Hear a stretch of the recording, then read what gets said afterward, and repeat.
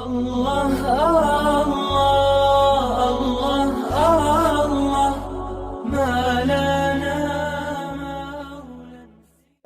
Nabi dan para sahabat belajar La ilaha illallah baru setelah 13 tahun di Madinah muncul ayat-ayat syariat.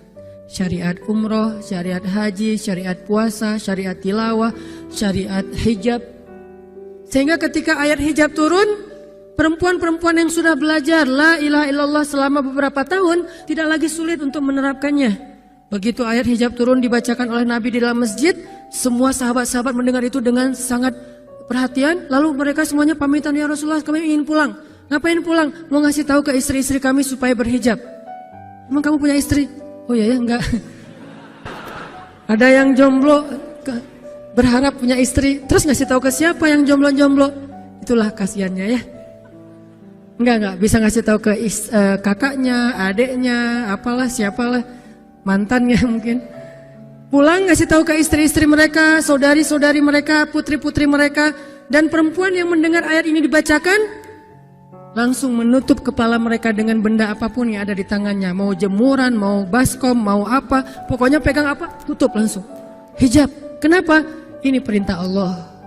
Gak mungkin Allah memerintahkan kita sesuatu kecuali ada kebaikan di dalamnya. Itu aja pertimbangannya. La ilaha illallah. Bukan kenapa?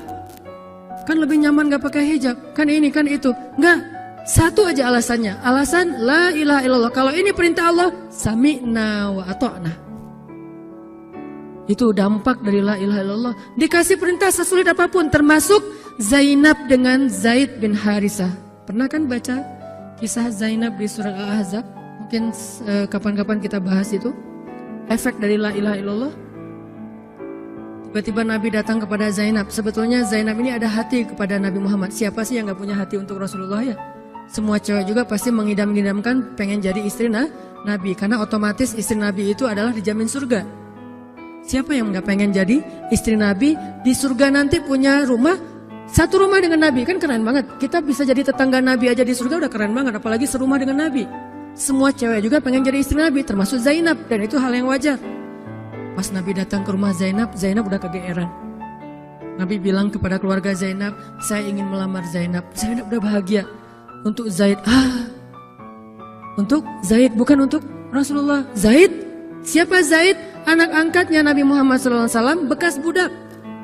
Mirip-mirip dengan Julaibib. Julaibib itu edisi Madinah, Zaid itu edisi Mekah. Ada dua cowok jomblo yang sama-sama pernah diuji dengan masalah jodoh. Zaid edisi Makkiyah, Julaibib edisi Madaniyah. Dua-duanya jomblo. Dua-duanya orang biasa, gak punya daya tarik. Followersnya gak ada, 0. Bukan selebgram sama sekali. Kata Rasulullah, aku melamar Zainab untuk putraku Zaid bin Harithah, anak angkatnya Nabi. Zainab menjawab apa? Ya Rasulullah, saya gak cinta sama Zaid. Jawaban yang sangat wajar kan? Dan jawaban yang paling sering kita dengar sekarang kan? Maaf ya, aku gak ada perasaan, kita jadi adik kakak aja. Itu kan standar ya? Standar banget lah kayak gitu-gitu. Maaf ya, kita jadi temenan aja. Maaf ya, aku gak ada perasaan apa-apa selama ini. Maaf ya, dan segala macam. Dengan bahasa-bahasa halus tapi nolak intinya. Kenapa gak bilang aja, udah gak usah kesini lagi. Kan jelas sih. Ini dengan bahasa, ya Rasulullah, aku tidak cinta kepada Zaid. Karena cinta juga pertimbangan yang penting. Dan Nabi juga tidak mengizinkan kita menikahkan putri kita dengan seseorang yang putri kita tidak berkenan dengannya. Tetap harus ditanya, ya Rasulullah, saya tidak cinta dengan Zaid. Turun ayat. Katakan kepada orang-orang yang beriman, laki-laki dan perempuan, kalau Allah sudah memerintahkan sesuatu, tidak ada kalimat yang keluar dari lisan mereka kecuali sami'na wa ata'na. Nabi bacakan ayat ini kepada Zainab. Zainab mendengar, ya Rasulullah, Allah yang menyuruh ini. Ya kata Rasulullah, sami'na wa ata'na. Kebayang gak tuh? Efek dari apa? La ilaha illallah. Jadi la ilaha illallah itu bukan cuma kalimat zikir, bukan cuma kalimat doktrin ideologi, bukan cuma masalah teologi secara teoritis, bukan. Ini dampaknya kepada akhlak, dampaknya kepada ibadah, dampaknya kepada banyak pilihan hidup dari la ilaha illallah. Orang kalau nggak baik la ilaha illallah pasti susah memilih pilihan-pilihan dalam hidupnya. Kalau tidak baik la ilaha illallah pasti susah untuk berperangai, sabar, memaafkan. Itu semuanya ada hubungannya dengan la ilaha illallah. Sama kayak Abu Bakar, Ketika dia sakit hati kepada orang yang memfitnah anaknya, dia cari tahu siapa orang yang pertama menyebar hoax tentang Aisyah. Ketahuan, dilaporin, diperkarakan sama Abu Bakar. Tiba-tiba turun ayat dari Allah. Janganlah orang yang memiliki kelebihan harta di antara kalian bersumpah untuk tidak lagi membantu saudaranya gara-gara sakit hati. Hendaklah dia berlapang dada dan memaafkan. Itu perintah Allah. Berlapang dada dan memaafkan. Terus konsekuensinya apa? Balasan janji Allah apa? Ala tuhibbuna ayyaghfirallahu lakum? Tidakkah kamu suka jika Allah memaafkan juga kesalahan-kesalahan kamu? Jadi deal-dealannya dengan Allah, bukan dengan makhluk. Enak aja saya maafin dia, untung di dia, rugi di saya. Enggak. Kalau kita transaksinya dengan makhluk, kita rugi. Tapi kalau kita transaksinya dengan Allah, kita untung. Libatkan Allah dalam urusan kita. Dan ini gak mungkin kita lakukan kalau gak baik. La ilaha illallahnya. Allah nawarin kepada Abu Bakar, ala tuhibbuna ayyaghfirallahu lakum? Tadinya Abu Bakar kesel banget sama tuh cowok. Terus turun ayat ini, wal ya'fu wal yasfahu. Hendaklah dia memaafkan dan berlapang dada. Abu Bakar berat. Tiba-tiba Allah katakan, ala tuhibbuna ayyaghfirallahu lakum? Bala ya Rob. Kata Abu Bakar, tentu ya Allah, kalau gitu saya akan maafkan. Demi supaya Allah memaafkan kesalahan saya. La ilaha illallah. Zainab, sami'na wa ata'na. Ya udah, saya terima Zaid ya Rasulullah. Alhamdulillah. Datang Nabi ke Zaid. Zaid mau gak nikah sama Zainab? Sebetulnya mau banget, tapi gak pede. Zaid takut Zainab nanti jadi terpaksa menikah dengan Zaid, jadi gak nyaman. Zaid juga gak mau menyulitkan Zainab.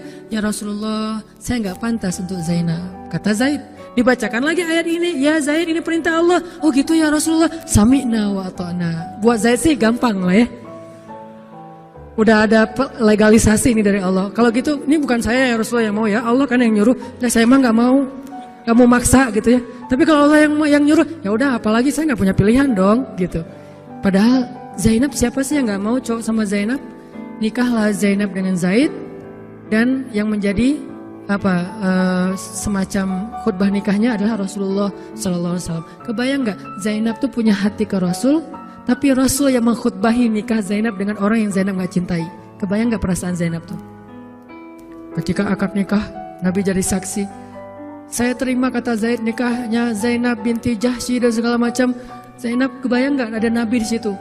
Lalu setelah selesai akad nikah ditanya kepada Nabi, sah ya Rasulullah? Sah. Dan Nabi juga gak mau mempersulit. Gak sah. Kenapa?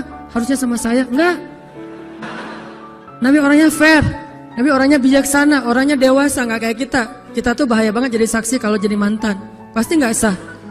Dan Nabi gak gitu. Sah langsung di kali pertama. Kebayang Nabi memberi nasihat kepada Zainab, nasihat kepada Zaid. Zainab, aduh kenapa bukan Nabi, kenapa Zaid? Tapi apa? La ilaha illallah. Allah gak nyuruh sesuatu kecuali ada kebaikan di dalamnya. Percaya banget. Itu la ilaha illallah. Udah percaya banget. Zainab yakin, ini perintah Allah, ya sudah saya lakukan. Walaupun bukan dengan Nabi, padahal saya pengennya dengan Nabi. Kebayang gak sih pengen sama seseorang yang kita cintai banget, malah orang itu yang menjodohkan kita dengan orang yang kita gak pernah kebayangin. Amit-amit. Jangan dia ya Allah, jangan dia, dia. Kan berat tuh. Yang saya sering cerita, jangan saya. Pokoknya jangan Hanan, Hanan. Kenapa kok begitu? Karena dia bilang jangan saya bilang yang dia ya Allah. Akhirnya kita adu-aduan doa. Ya Ustadz, masa dilawan ya? Doanya lebih panjang, lebih sujudnya apa segala macam. Akhirnya jadi. Gak kebayang tuh buat Zainab. Kalau Zaid sih mungkin kebayang lah ya.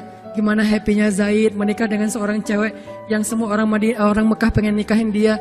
Tapi kalau Zainab, itu hari-hari yang sangat berat. Malam pertama gak kebayang buat Zainab. Zaid. Begitu Zaid datang, Assalamualaikum Zainab. Gimana tuh? Ini kalau kita lihat dari angle manusia ya, karena Zainab juga manusia. Tapi semua emosional subjektif manusia redam dengan iman la ilaha illallah. Harapannya cuma satu, pasti ada kebaikan di sini. Pasti ada kebaikan di sini. Walaupun gak kebayang kebaikannya apa, pokoknya ada aja. La ilaha illallah. Nikah Zainab sama Zaid. Cekcok selama 1 tahun, gak pernah akur.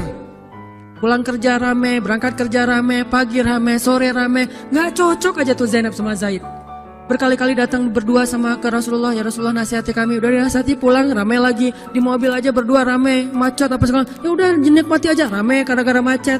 Terus aja kayak gitu. Pokoknya selama 1 tahun mereka sering percekcokan rumah tangga. Jadi kalau kita ngelihat ada keluarga yang mungkin baru menikah kemudian bercerai, jangan menjudge mereka. Karena menikah itu ibadah, perintah Allah.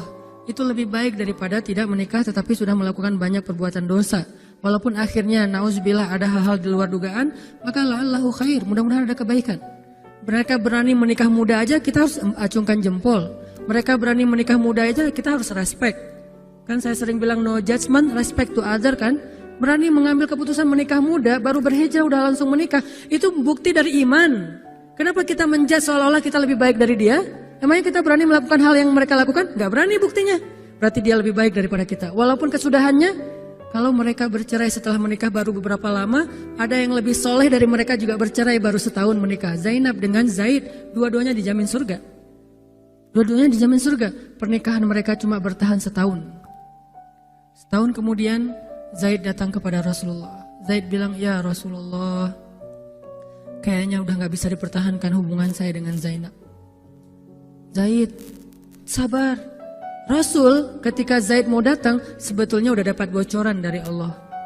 Allah udah ngejapri Rasulullah dalam bentuk ilham. Japrian Allah kan ilham ya. Japrian kita kan WA, itu juga habis kuota gak kebaca-baca. Kalau japrian Allah ke Rasul ilham. Ilhamnya apa? Kalau nanti Zaid datang, nanti baca di surat Al-Ahzab.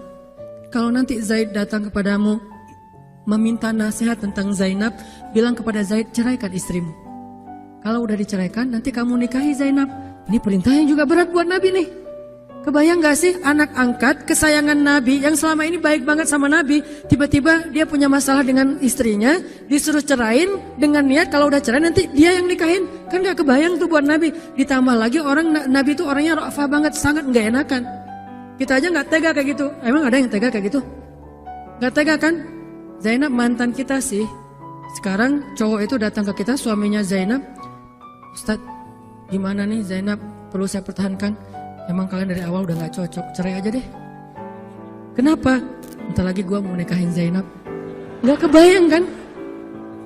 Kok Ustadz ngomong kayak gitu? Dapat ilham. Berat kan? Nabi itu kayak gitu loh, kondisi emosional beliau yang zulzilu, terguncang. Gimana nih caranya? Saya nggak enak banget, nggak tega banget sama Zaid. Kebayang wajah Zaid polos gitu. Ya Rasul gimana nih? Aduh, mau dibilangin ceraikan aja nggak tega. Mau dibilang pertahan tapi Nabi bilang suruh cerai, Allah suruh ceraikan. Akhirnya Nabi memilih emosionalnya, bukan perintah Allah. Wahai Zaid, tahan istrimu, jangan ceraikan. Padahal kata Allah suruh ceraikan. Lihat beratnya Nabi waktu itu. Akhirnya Zaid pulang, gitu ya Rasul. Ya pulanglah Zaid, Nabi gak enak banget sama Allah. Terus akhirnya Zaid sampai ke rumah, namanya Allah yang nyuruh kan gak bisa dirubah ya. Kun fayakun, cerai juga tuh walaupun Nabi bilang sudah bertahan. Allah marah kepada Nabi. Kata Allah, kamu merasa gak enak kepada manusia, tapi kamu merasa enak kepada saya. Diadu oleh Allah tuh coba, emosional. Nabi langsung sujud, ya Allah ampuni saya benar-benar, saya tahu saya gak enak sama Allah, tapi juga saya gak tega sama Zaid. Kebayang gak sih ya Allah wajah Zaid yang polos kayak gitu, disuruh cerain terus saya nikahin istrinya. Gimana perasaan Zaid? Wahai Muhammad, kamu merasa gak enak kepada manusia tapi enak kepada saya Muhammad. Astagfirullah ya Allah, minta ampun Nabi semalaman. Ini benar-benar gak kebayang sama Nabi. Tapi Allah pengertian lah, tahu Allah Nabi itu bukan mau gak taat sama Allah, cuma emang gak tega banget sama Zaid. Akhirnya Allah ngambil keputusan sendiri, Zaid cerai dengan Zainab. Setelah selesai masa iddah Zainab, Allah katakan, Muhammad sekarang datang kepada Zainab, lamar Zainab. Dengan berat hati Nabi, tok pelan gitu, berharap gak dibukain pintu. Langsung udah ditunggu ternyata sama Zainab. Eng gitu, bukain pintu. Pas Nabi datang, Assalamualaikum, Waalaikumsalam gitu. Zainab udah punya firasat. Nabi mengatakan, Zainab, ada perintah dari Allah. Apa ya Rasulullah? Sami'na wa ata'na. Belum juga dikasih tahu. Sami'na. Allah menyuruh saya untuk melamar kamu Zainab. Untuk siapa ya Rasulullah? Curiga kan? Jangan-jangan orang lain lagi nih. Untuk siapa ya Rasulullah? Untuk saya. Masya Allah gitu. Cuman Zainab kan gengsi gitu lah. Masa cewek harus teriak-teriak gitu kan ya? Oh gitu. Padahal masuk ke dalam kamar. Wah gitu ya. Gigit jari apa, gaya-gaya cewek lah ya. Oh gitu, ntar ya saya pikir-pikir dulu. Saya istiqoroh dulu, Nabi diistiqorohin.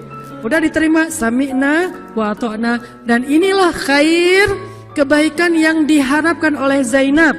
Walaupun gak pernah terbayang, gak mungkin dong Zainab berpikir akan cerai setelah setahun kan. Tapi dia hanya yakin Allah itu gak mungkin nyuruh sesuatu yang gak ada kebaikannya buat kita. Gak mungkin, mustahil. Karena Allah gak pernah zalim kepada hambanya. Kenapa Allah kok muter-muter dulu kayak gitu? Allah pengen lihat Zainab itu menikahi Muhammad karena Allah atau karena dirinya sendiri. Kalau karena Allah, coba yang selain Muhammad berani nggak? Ternyata berani. Karena itu dia menjadi layak untuk Muhammad. Kalau dia nggak menerima Zaid, mungkin Zainab tidak akan pernah jadi istri Nabi karena tidak layak. La'allahu khair. Ini buah dari la ilaha illallah. Begitu juga yang masih culun-culun, yang mungkin badannya belum kebentuk, yang jerawatan misalnya kayak gitu, tiba-tiba memimpin pasukan militer yang jumlahnya ribuan, yang barisan pertamanya kibarus sahabah, sahabat-sahabat senior, as-sabiqun al-awwalun minal muhajirin wal ansar. Termasuk siapa di dalamnya? Abu Bakar dan Umar. Kebayang nggak tuh?